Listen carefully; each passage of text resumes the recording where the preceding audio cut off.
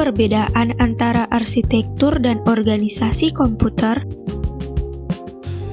Arsitektur komputer merupakan spesifikasi fungsional dan antarmuka sistem yang berfokus pada instruksi, model memori, set instruksi, dan cara perangkat lunak berinteraksi dengan perangkat keras. Contoh atribut dari arsitektur komputer, CPU dan ASA yang meliputi definisi instruksi, mode pengelamatan, register yang tersedia, serta model eksekusi. Selanjutnya, model memori yaitu organisasi hierarkis dari register ke cache lalu ke RAM hingga penyimpanan sekunder serta membahas konsistensi dan aksesibilitas. Selanjutnya ada antarmuka ABI yang mencakup calling convention, interrupt, dan model input-output yang menentukan interoperabilitas perangkat lunak. Sedangkan organisasi komputer merupakan implementasi fisik dari komponen yang didefinisikan oleh arsitektur yang mencakup jalur data, kontrol sinyal, topologi bus, unit input-output, dan manajemen memori fisik. Adapun contoh atributnya yaitu bus dan interkoneksi adalah jalur penghubung antar komponen komputer. Selanjutnya, arsitektur bus yang menentukan bagaimana jalur data dibuat dan seberapa cepat data berpindah atau latensi. Yang terakhir ada controller, DMA dan interrupt controller adalah komponen yang mengatur komunikasi perangkat eksternal dengan sistem. Selanjutnya ada beberapa sejarah mengenai perkembangan komputer.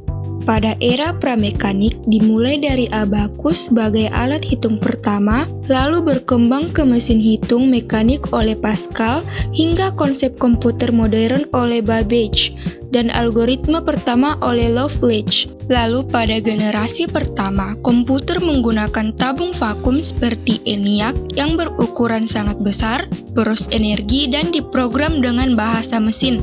Pada generasi kedua, transistor menggantikan tabung vakum sehingga komputer menjadi lebih kecil dan hemat energi, serta mulai menggunakan bahasa pemrograman seperti Fortran dan COBOL.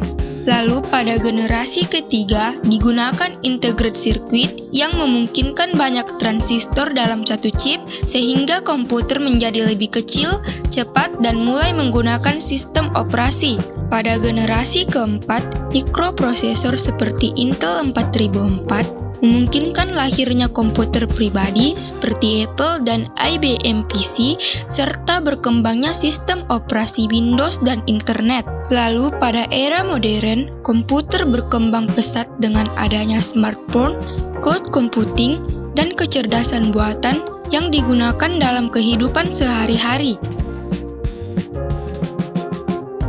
Perbandingan laptop versus smartphone dari sisi arsitektur. Pertama dari sisi CPU, pada laptop menggunakan arsitektur x86 atau x64 yang berfokus pada performa tinggi, sedangkan smartphone menggunakan arsitektur ARM yang lebih hemat daya. Kemudian dari desain sistem, laptop memiliki komponen yang terpisah, sedangkan smartphone menggunakan SoC yaitu semua komponen dalam satu chip. Kemudian dari sisi memori dan storage, memori dan penyimpanan pada laptop dapat di-upgrade, sedangkan pada smartphone umumnya tidak bisa di-upgrade. Selanjutnya dari sisi konsumsi daya, laptop membutuhkan daya yang besar dan menggunakan kipas pendingin, sedangkan smartphone lebih hemat daya dan tidak menggunakan kipas. Yang terakhir dari sisi fungsi utama, laptop digunakan untuk multitasking berat, sedangkan smartphone lebih fokus pada efisiensi dan kemudahan di bawah.